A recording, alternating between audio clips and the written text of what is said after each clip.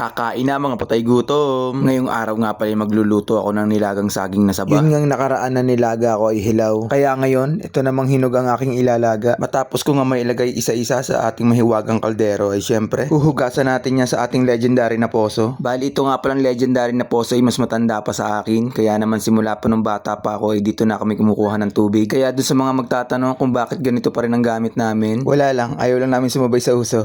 Pero yung totoo talaga wala kaming pera pampakabit ng nawasa. Kaya naman, mas okay na kami dito. Libre na, tapos unlimited pa.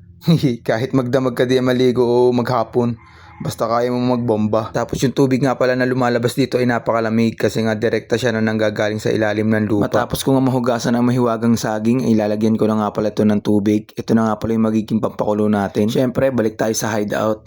Bali, magpapalingas nga muna ako dito para naman may magamit tayong apoy. At dahil naglalagablab na, erekta na natin ang ating mahiwagang saging para madali na siyang maluto. Maghihintay-hintay nga lang tayo ng mga ilang minuto, tapos konting tanaw dito sa kagubatan. At okay na yan, luto na yan kaya hanguin na. At dahil naluto na ang ating mahiwagang saging, syempre, kainan na. Dahil bagong luto nga ang ating mahiwagang saging, kaya naman dahan-dahan natin yung bubuksan. At syempre, hindi natin basta kakainin yan, hihipa natin yan. Kaway-kaway sa mga kumakain ng ganito. Kaya paano mga kosa, yan na muna kayo, bye-bye!